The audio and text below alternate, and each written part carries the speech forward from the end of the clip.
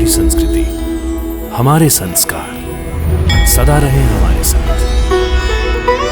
भारत के महान ग्रंथों और काव्यों का संपूर्ण संकलन। सब्सक्राइब करें तिलक।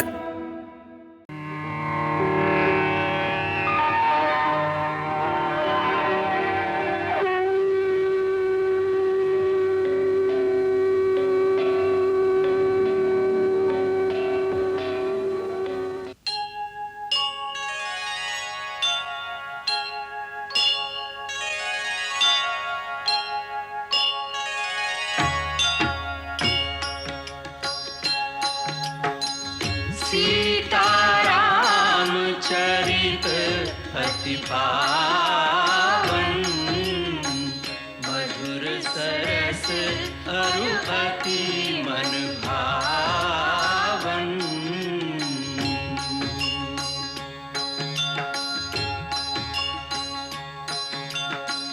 पुनि पुनि कितने हो सुने सुनाए, की प्यास बुझत न बुझाए।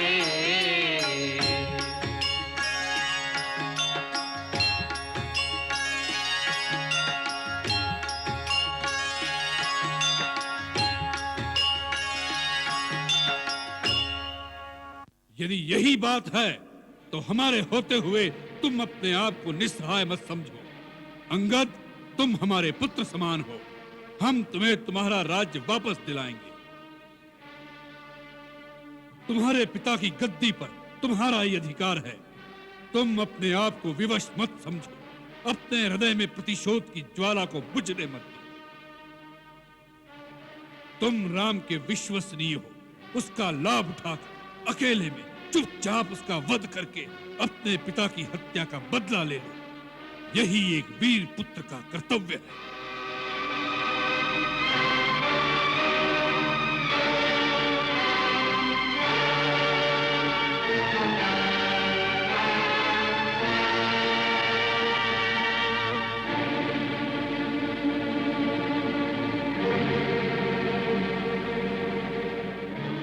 हे दशानन, आप बार बार वीरता का बखान कर रहे हैं, परंतु सच्ची वीरता के गुण नहीं जानते महाराज।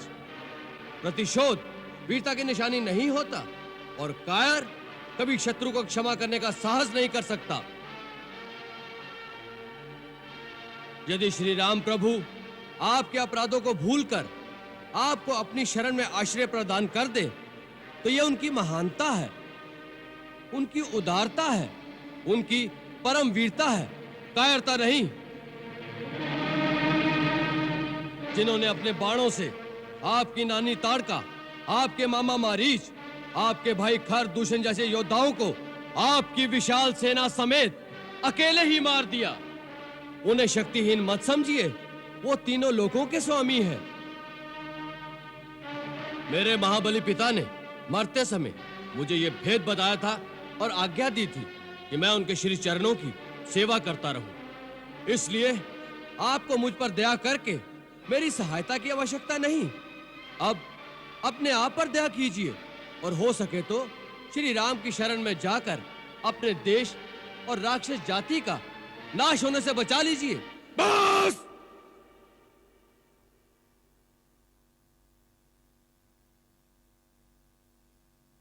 बहुत हो चुका ये प्रलाप। मतिमंद, तूने रावण की शक्तियों को नहीं पहचाना। हमारा हाथ खड़क की ओर जाता है तो आकाश में लोकपाल भय से कांपने लगते हैं। जिन भुजाओं ने स्वयं कैलाश को उठा लिया था, उन भुजाओं के फड़कने मात्र से देवता, गांधर्व और नक्षत्र भी भय से सांस रोक लेते हैं। तुम्हारी सेना में ऐसा एक योद्धा तो बताओ जिसके साथ युद्ध करने में रावण को आनंद मिले। आपने सत्य कहा। हमारी सेना में ऐसा कोई नहीं जो आपसे लड़ने में शोभा पाए। नीति कहती है कि प्रीति और बैर बराबर वालों से ही करना उचित है। आप जैसा पापी, कामी, स्त्री लोलुप जो छुपकर धोखे से पराई स्त्री को चुराता फिरे, ऐसे नीच के साथ युद्ध करके किसकी शोभा बढ़ेगी?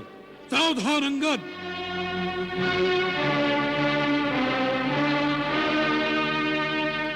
ये मत समझो कि तुम दूत बनकर आए हो, इसलिए कुछ भी कहो हमारे हाथों बचे रहोगे। दूत की भी कुछ मर्यादा होती है।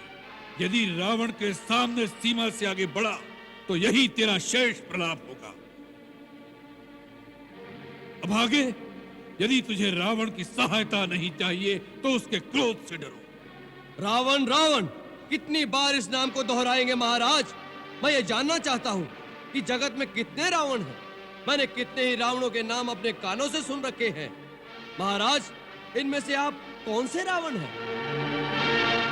एक रावण तो मैंने सुना है कि वो राजा बाली को जीतने पाताल में गया था। वहां बच्चों ने उसे घुड़साल में बांधकर बहुत पीटा था। तब बाली ने ही उसे दया करके छुड़वा दिया।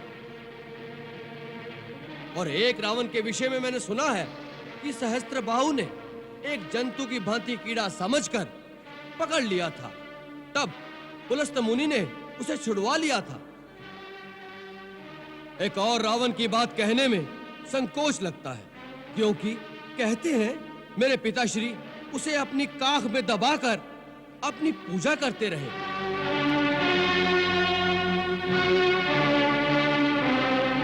ऐसे ऐसे वीरों में से आप कौन से रावण हैं महाराज? मूर्ख, हम वही बलवान रावण हैं जिनकी भुजाओं की लीला कैलाश पर्वत जानता है। हमारी शूरवीरता को उमापति महादेव जी ने स्वीकार किया। अपने शीश रूपी पुष्प चढ़ा चढ़ाकर हमने जिसकी पूजा की। हमारी भुजाओं का पराक्रम दिक्पाल जानते हैं। हमारी छाती की कठोरता को दशों दिशाओं के हाथी जानते हैं। उन दिग्गजों के दांत इस छाती से टकरा टकरा कर टूट गए। हम वही जग प्रसिद्ध प्रतापी रावण हैं जिसके चलने से पृथ्वी इस प्रकार डोलती है जैसे नाव में कोई हाथी सवार हो जाए। उस रावण के सामने तू उस मनुष्य राम की बात करता है। शठ, वानरों की सहायता से उसने समुद्र पर सेतु बांध लिया। यही उसकी प्रभुता है। समुद्र को तो पक्षी भी लांग लेते हैं, उससे वे सभी शूरवीर नहीं हो जाते। यदि तेरा स्वामी ऐसा ही योद्धा है तो दूत किस लिए भेजता है? शत्रु से संधि करते उसे लाज नहीं आती? महाराज, लज्जा तो केवल आपका ही गुण है। इसी लज्जा के मारे आप बार बार अपने गुण गाते नहीं थकते। हे लंकेश, राम ने डरकर मुझे एक दूत बनाकर संधि करने नहीं भेजा। श्री रघुवीर ने यह सोचकर भेजा है कि सियार को मारने से शेर की शोभा नहीं होती। इस कारण वो तुम पर दया करना चाहते हैं, परंतु तुम दया के पात्र नहीं हो। अब श्री राम की अंतिम चेतावनी तुम्हें सुनाता हूं। उन्होंने कहा है कि मैं तुम्हारे अपराधों का दंड देने लंका के द्वार पर आ गया हूं। ब्रह्मा के वर के कारण तुम्हें जो अभिमान है उसके नष्ट होने का अब समय आ गया है। राक्षस अधम, यदि तुम सीता को लेकर मेरी शरण में नहीं आए तो मैं इस पृथ्वी को राक्षसहीन कर दूंगा। जिस बल के भरोसे तुमने छल से सीता का हरण किया है, उस बल को आज युद्ध भूमि में दिखाओ। मैं मंत्री, पुत्र और बंधु बांधुओं सहित तुम्हारा वध करूंगा, क्योंकि तुम्हारे मारे जाने से तीनों लोक निश्चित हो जाएंगे। इस रावण रूपी जहाज के डूबने का समय आ गया है। अब भी समय है। जिसे श्री राम की शरण में आना हो वो आ जाए। वानर!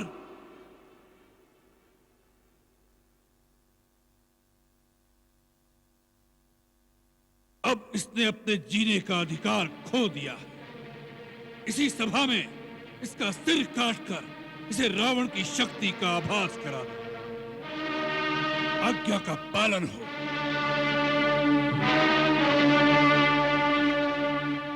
ठहरो महाराज, ये बेचारे आपकी शक्ति मुझे क्या दिखाएंगे? मैं आपको अपनी शक्ति दिखाता हूं। जय श्री राम, जय श्री राम।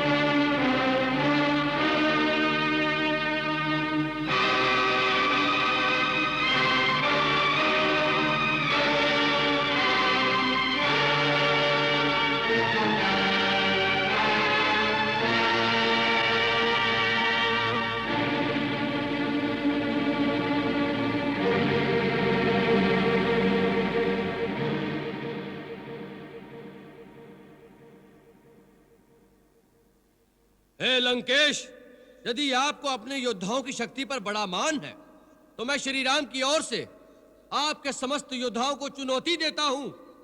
मैं अपना पैर आपके इस दरबार में जमा देता हूं। यदि आपका कोई योद्धा इस पैर को धरती से उठा सके तो मैं अपने स्वामी की ओर से यह वचन देता हूं कि वो अपनी हार मानकर इस लंका से वापस चले जाएंगे। जय श्री राम।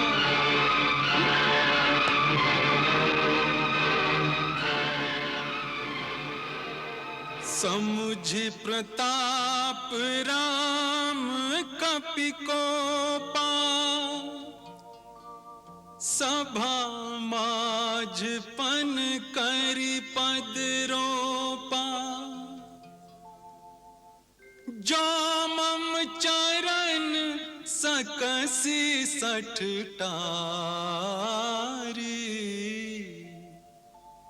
फिरहि राम सीता मैं हारी।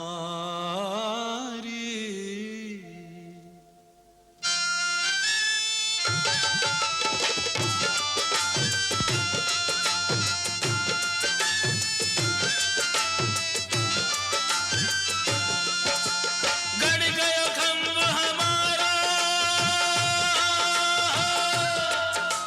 गड़ गयो खंभ हमारा। हिम्मत हो तो याहे उखारो, अंगद बीच सभा में ठारो। बोले राम जी की जय, अंगद बीच सभा में ठारो। बोले राम जी की जय। पैर पकड़कर इस बंदर को धरती में पछाड़ दो।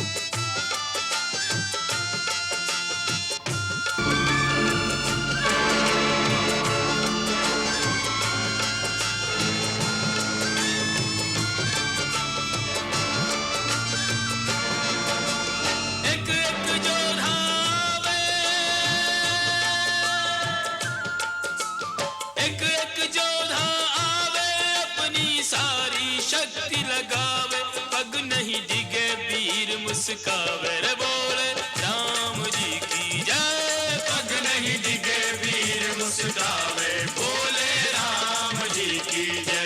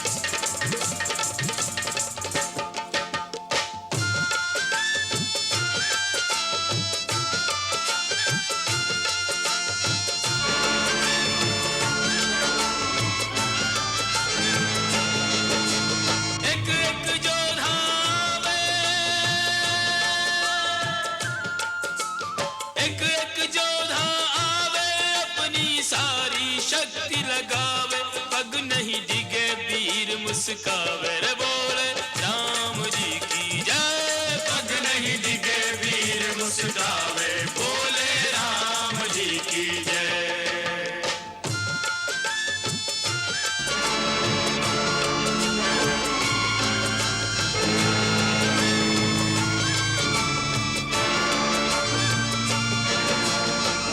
इंद्रजीत आदिक बलवाना हर्ष उठे जही तेही भटनाना। सत नहीं डोले जैसे सतवंती नारी को, मन नहीं डिगे जैसे साधु ब्रह्मचारी को।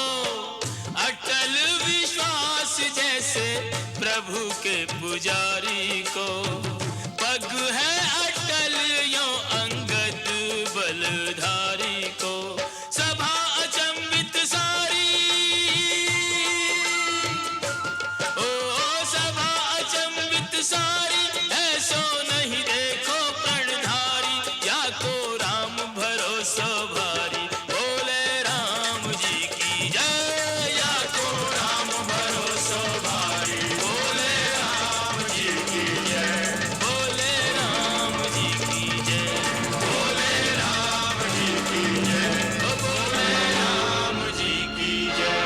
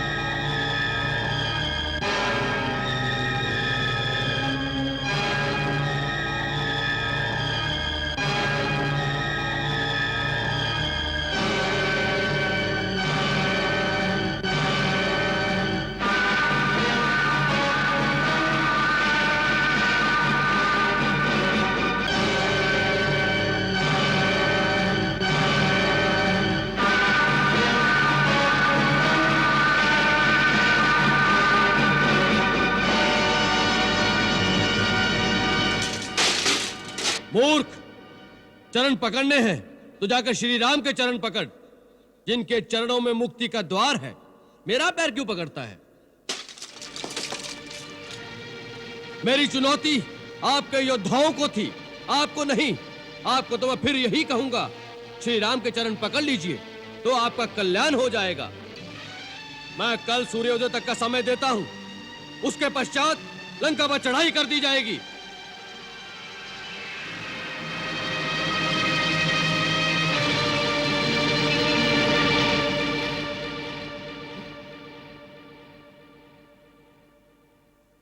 भैया, ये किसका मुकुट है? ये तो महाराज रावण का मुकुट है। रावण का? जी। इंद्रजीत, पकड़ लो इसे। जाने ना पाए।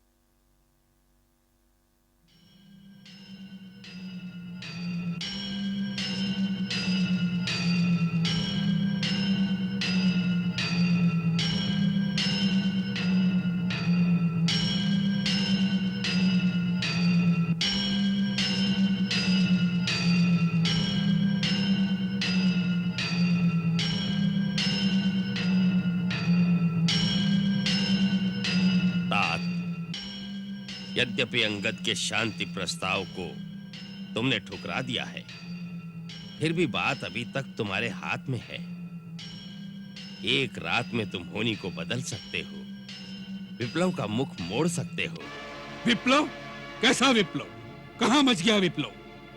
जिस रक्तपात की तुम तैयारी कर रहे हो वो विप्लव नहीं तो और क्या है? यह तो वीरों की रण क्रीड़ा है नाना जी। एक युग से असुरों के घर में पड़े अस्त्र शस्त्र जंग खा रहे थे, इसी बहाने उन पर धार रखकर पैने करने का अवसर आ गया है। खर दूषण के साथ एक हाथ से 14 सहस्त्र असुर योद्धा रण की बलि चढ़ गए, उससे तुम्हारी रण पिपासा पूरी नहीं हुई लंकेश। उसी का प्रतिशोध लेने के लिए तो रणचंडी हमारा आवाहन कर रही है। वत्स, इतने विद्वान गुण निधान होकर ये कैसी बचकानी बातें कर रहे हो? तनिक विचार करो। संधि का प्रस्ताव शत्रु पक्ष की ओर से आया है। संधि की शर्त पर विचार नहीं कर रहे नाना जी। सम्मान के साथ सीता लौटा दूं। तो उसमें हानि क्या है मेरे लाल? हानि? हानि ही हानि है। आकाश में फहराते रावण के झंडे धज्जियां बनकर धूल में मिल जाएंगे। दसों दिशाएं हमारे नाम पर थूकेंगी। दसों दिशाओं के विजेता ने थूक कर चाट लिया। बड़ी अकड़ के साथ सिंह बनकर सीता को उठा लाया था और सियार के समान भयभीत होकर उसे वापस लौटा दिया। इस प्रस्ताव को मानना ही हमारी पराजय है नाना जी। पुत्र, तुम इस सच्चाई से मुंह मोड़कर बैठे हो कि सारा लोकमत राम के साथ है। देवता, नाग, गंधर्व, ऋषि मुनि, यहाँ तक कि जिन ब्रह्मा और शिव शंकर के वरदान पर अभिमान कर रहे हो, वो भी तुम्हारे कार्य को अधर्म मानकर राम की विजय की ही कामना कर रहे हैं।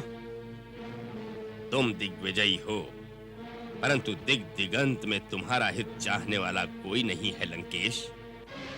वत्स, भगवान ब्रह्मा ने देव और दानव ये दो ही पक्ष बनाए हैं। देवताओं का बल है धर्म और दानवों का पक्ष अधर्म, परंतु अंत में विजय धर्म की ही होती है। आपने दिग्विजय के लिए सब लोकों में धर्म का नाश किया है और अधर्म को बढ़ाया है। अब वही अधर्म सर्प बनकर हमें डसना चाहता है। उधर ऋषियों और देवताओं का धर्म उनके पक्ष की वृद्धि कर रहा है। यदि यह युद्ध हुआ तो विजय उनकी ही होगी। उन तुच्छ वानर और मानवों की विजय होगी। नाना जी, आपको यह मतिभ्रम कैसे हो गया? जिन्हें तुच्छ वानर समझ रहे हो, उनमें कितने देवताओं के गुप्त अंश हैं, यह आप नहीं जानते। उनकी सेना में श्वेत और ज्योतिर्मुख भगवान सूर्य के पुत्र हैं।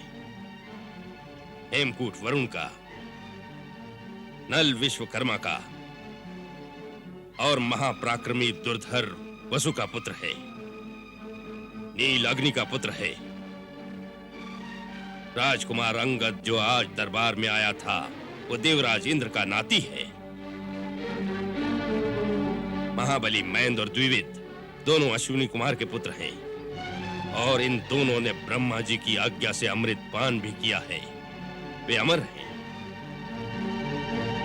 ऋक्षराज जामवंत, जिसे आप बूढ़ा समझते हो, वो ब्रह्मा का पुत्र बहुत शांत दिखता है, परंतु उसकी चोट बड़ी असह्य होती है। उसने देवासुर संग्राम में इंद्र की बड़ी सहायता की थी। अमृत मंथन के समय भी वो उपस्थित था। लंकेश, इनमें से हर एक अकेला ही लंका का विनाश कर सकता है। महाराज, प्रातः युद्ध आरंभ होने से पहले ये अंतिम अवसर है।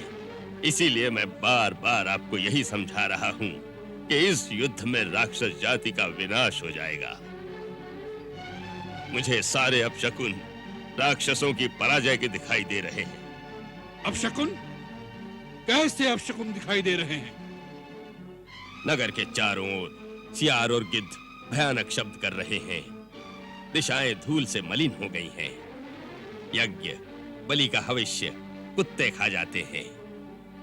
घरों में पाले हुए पक्षी और मृग आदि सूर्य की ओर मुंह करके रोने लग जाते हैं। लंकेश, वही राजा चिरकाल तक शासन कर सकता है जो अवसर और समय को देखकर शकुन अपशकुन का विचार करके शत्रु से संधि कर ले। वीरता पर बुद्धि का अंकुश आवश्यक है, इसलिए कभी युद्ध न करना अधिक बुद्धिमानी होता है। राजन, इससे अच्छा अवसर फिर नहीं आएगा। संधि का प्रस्ताव वैरी पक्ष से आया है। इस समय आपका मस्तक ऊंचा है। आपको इसका दूसरा रूप दिखाई नहीं दे रहा नाना जी? हमारी शक्ति से भयभीत होकर शत्रु ने संधि के लिए हाथ बढ़ाया है। यही हमारी विजय का प्रथम लक्षण है। जाइए, निश्चिंत होकर अपने घर में विश्राम कीजिए। राजनीति और रणनीति में सर खपाने की अब आपकी आयु नहीं रही।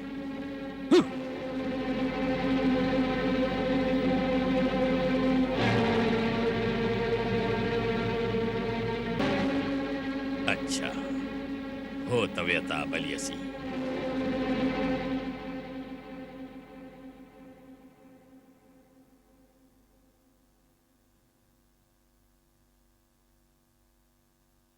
दानवराज मैं, हे धर्मपिता, रावण का करबद्ध नमस्कार स्वीकार कीजिए। चिरंजीवी हो, यशस्वी हो तात। हम आपके बहुत आभारी हैं दानवराज। हम तो क्या, लंका का बच्चा बच्चा आपके चमत्कार को नमस्कार करता है।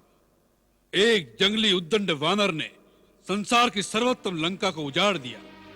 आपने लंका को पूर्ववत सुसज्जित कर दिया, मानो आग की लपटों में तपकर सोने की लंका और चमक उठी हो। लंका की ये चमक युग युग तक अमिट बनी रहे, इसी चिंता से आतुर होकर मैं आपके द्वार पर आया हूं राक्षस राज। लंका का राजा आपका उपकार मानता है दानवराज। आप उससे जो चाहे मांग सकते हैं। इस समय दानवराज मैं नहीं, एक पुत्री का पिता अपने जामाता के द्वार पर कुछ मांगने आया है। पुत्री का पिता, कन्यादान दाता, पुत्री के द्वार पर कभी कुछ मांगने नहीं जाता, वो सदा देता ही रहता है। यही युग युग की रीति है। पुत्री के कल्याण की कामना, बेटी के सुख सौभाग्य की रक्षा करने का तो हर पिता को सदा अधिकार है लंकेश्वर। उससे वो कभी मुक्त नहीं हो सकता। लंकेश्वर की महारानी की चिंता से आप उसी दिन मुक्त हो गए थे जिस दिन से हमारी भार्या के रूप में उसका भाग्य आपने हमारे साथ बांध दिया था। अब उसके कल्याण की कामना करना आपका काम नहीं, ये हमारा कर्तव्य है। हे परम प्रतापी लंकेश, लंकानाथ, ये मेरी पुत्री मंदोदरी के कल्याण का प्रश्न नहीं, महर्षि पुलस्त्य की आने वाली पीढ़ियों, विश्रवा के वंशजों की सुरक्षा का प्रश्न है। आप कहना क्या चाहते हैं वही बात कहिए। इधर उधर की बातों में भटकने का समय नहीं है हमारे पास।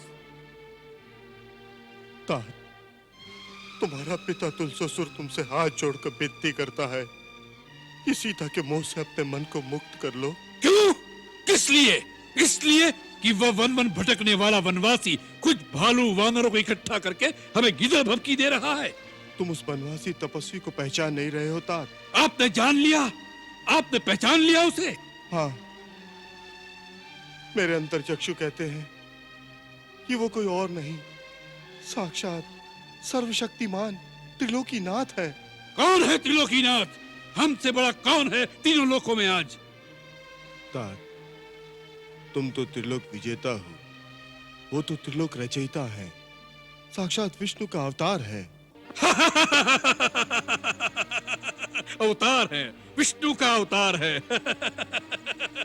दानवेश्वर, लगता है आप हमारी मान्यता को मिटाने की ठान कर आए हैं। जिस अखिलेश्वर का अवतार मान आप हमें उसके सन्मुख झुकाने आए हैं, स्वयं उस साक्षात वैकुंठेश्वर विष्णु के सामने भी हम नहीं झुके। उसके सुदर्शन चक्र का प्रहार हमें तिल भर भी झुका नहीं सका, तो उसका अवतार हमारे लिए किस गिनती में है? ये न भूलिएगा दानवराज कि लंकेश दशानन का शीश कट सकता है, झुक नहीं सकता, और दशानन का शीश झुकाने वाला पृथ्वी पर अभी पैदा नहीं हुआ।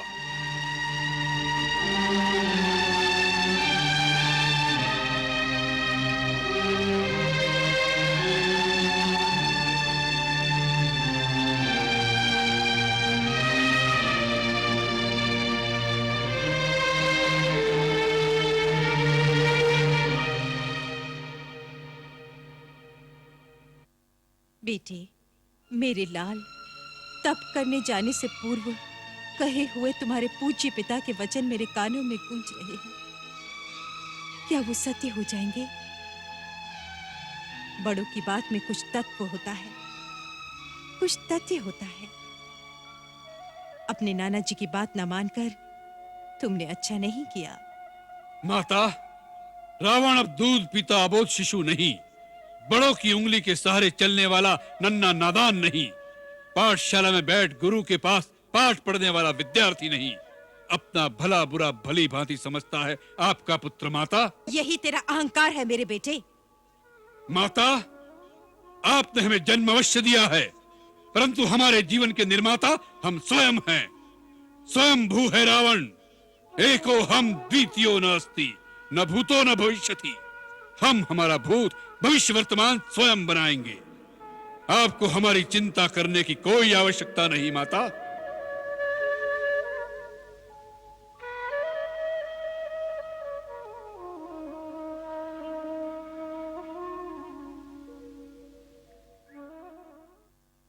मंगल भवन अमंगल हारी, प्रभु सुदशरथ अजिर बिहारी।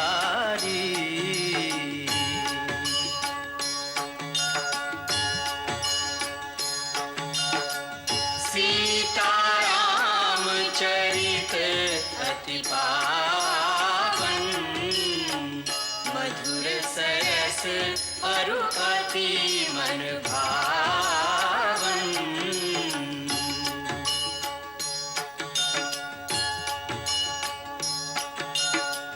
पुनि पुनि कितने हो सुने सुनाए, हिय की प्यास बुझत न बुझाए।